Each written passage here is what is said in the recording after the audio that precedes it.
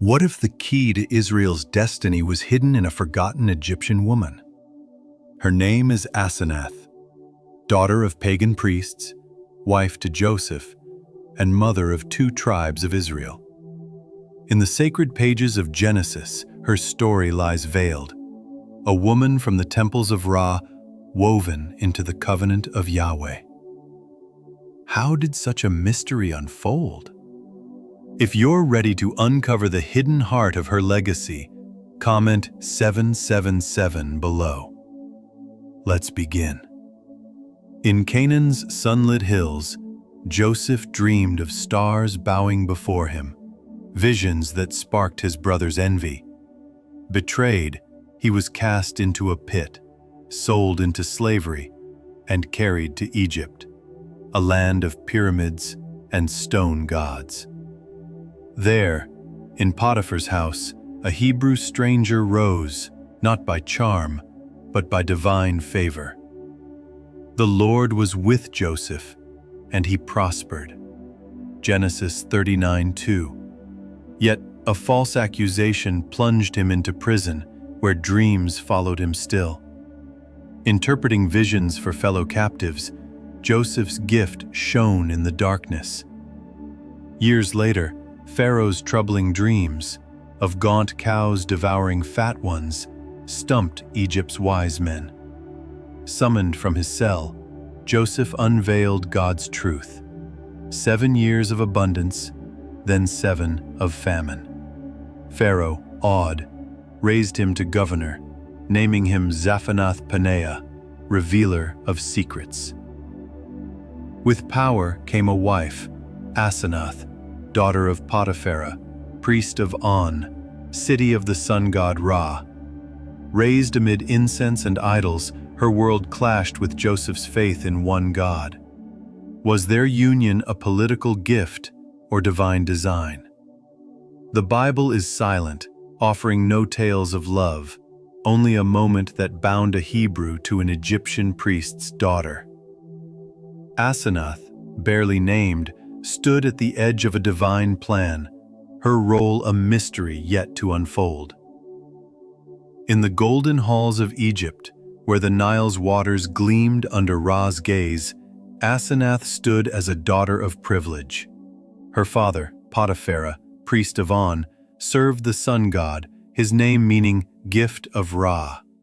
Raised amid temple chants and incense, Asenath's world was steeped in Egypt's ancient faith, where gods of stone held sway. Her name, some say, tied her to Neith, a goddess of war and creation. Yet, into this world of idols stepped Joseph, a Hebrew whose heart belonged to the unseen God of Abraham. Their union, ordained by Pharaoh, was no mere marriage. It was a collision of worlds, a divine thread woven into a tapestry of destiny. What did Asenath see in Joseph, this foreigner turned ruler? His eyes, perhaps, carried the weight of betrayal, yet flourished under Joseph's wisdom. Asenath bore 2 sons.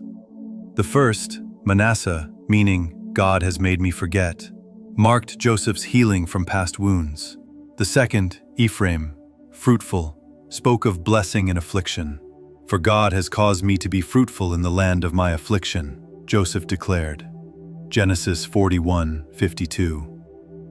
These sons, born of an Egyptian mother, would carry Israel's future.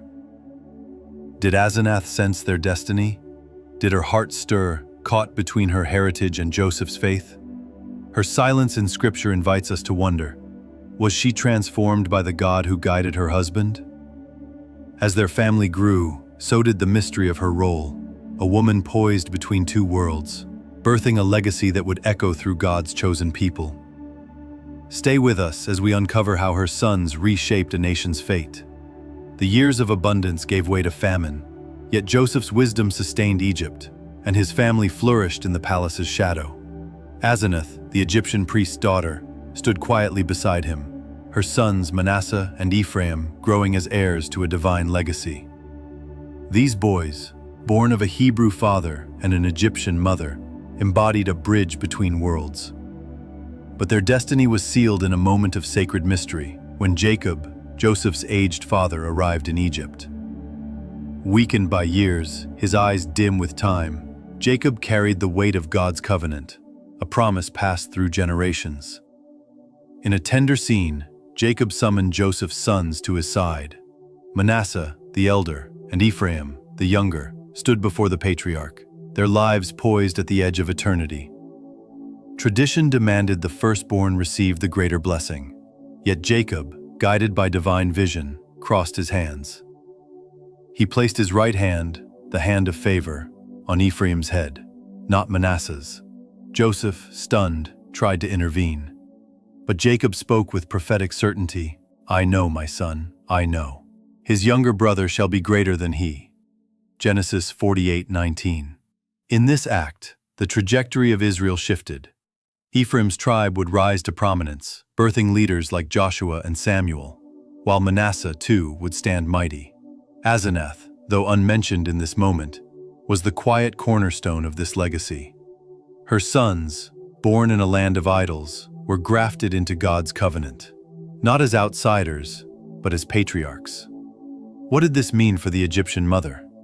Did she stand in awe, witnessing her children woven into a divine plan? Her silence in Scripture deepens the enigma, yet her role is undeniable. Through her, 2 tribes of Israel were born, their names echoing Joseph's healing and fruitfulness.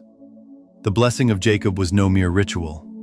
It was a divine declaration that God's promise could embrace the unexpected, even the daughter of a pagan priest.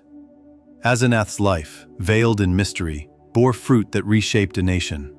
Asenath's name fades from the pages of Genesis almost as quickly as it appears. The mother of Manasseh and Ephraim, tribes foundational to Israel, is granted no voice, no story of her own. Scripture notes her marriage to Joseph and the birth of her sons, then falls silent. Did she stand beside Joseph during his tearful reunion with his brothers? Did she meet Jacob, the patriarch who blessed her children? The Bible offers no answers, leaving her life a shadow in a divine narrative. Yet this silence is not absence. It is a thunderous invitation to ponder the mystery of a woman so vital, yet so veiled. Why does Scripture leave Asenath's thoughts, her faith, her fate, unspoken? Her Egyptian roots deepen the enigma. Daughter of a priest of Ra, she was raised in a world of idols, yet her sons were declared heirs of God's covenant. "I know, my son, I know," Jacob said, blessing Ephraim above Manasseh, grafting Asenath's children into Israel's sacred line. How could an Egyptian woman's offspring claim such a place? Jewish tradition wrestled with this, weaving stories to fill the void. Some Midrash tales claim Asenath was no Egyptian, but Dinah's daughter, secretly adopted by Potipharah, her Israelite blood preserving the covenant's purity. Others imagine her wearing an amulet inscribed with God's name, a sign of her hidden heritage. Yet another tradition offers a different vision, Asenath as a true Egyptian, transformed by Joseph's faith. The apocryphal Joseph and Asenath paints her, casting aside idols, fasting, and praying to the God of Israel. Her heart, stirred by Joseph's integrity, turned from Ra to the one true God. These stories, though not scripture, reveal a hunger to understand her place. Was she chosen despite her roots, or because of them? Her silence challenges us to see God's hand at work, weaving outsiders into his plan. Like Rahab or Ruth, Asenath's story, whether by blood or belief, whispers of divine inclusion, where faith, not lineage, defines destiny. Her life, barely recorded, invites us to question, who else has God used, their names forgotten, yet their impact eternal? Asenath's story, whispered briefly in Genesis, stretches far beyond its pages, a testament to God's boundless grace. From the temples of Ra, she emerged as the mother of Manasseh and Ephraim, tribes that would shape Israel's destiny. Her sons, blessed by Jacob, carried God's covenant forward, with Ephraim's line birthing giants like Joshua and Samuel. Yet, Asenath herself remains a shadow, her voice silent, her heart a mystery. Was she a convert, drawn to Joseph's God, or a hidden daughter of Israel's line? The truth, veiled in Scripture, matters less than the message her life proclaims. God's plan embraces the unexpected, became a cornerstone of redemption. Her children grafted into God's people. Like Rahab, who sheltered spies, or Ruth, who vowed, "Your God will be my God." Asenath stands as proof that faith transcends borders. Her story challenges us to see beyond lineage, to recognize that God looks at the heart. Whether by blood or belief, she was chosen. Her life a quiet miracle in a divine design. What does Asenath teach us today? That no past disqualifies you from purpose. No origin limits God's call. In her silence, we hear a louder truth. The forgotten are never truly forgotten by heaven. Her legacy lives in Israel's tribes. In every soul God redeems from unlikely places. Perhaps you, too, feel overlooked, out of place in a greater story. Asenath's life whispers courage. Your purpose unfolds where faith meets grace. Reflect on her journey and share your thoughts in the comments below. Subscribe to join others seeking the hidden stories of God's plan, where every name, even the quiet ones, shines eternally. Asenath, the Egyptian mother, reminds us that God's covenant knows no bounds, weaving the overlooked into the heart of His eternal promise.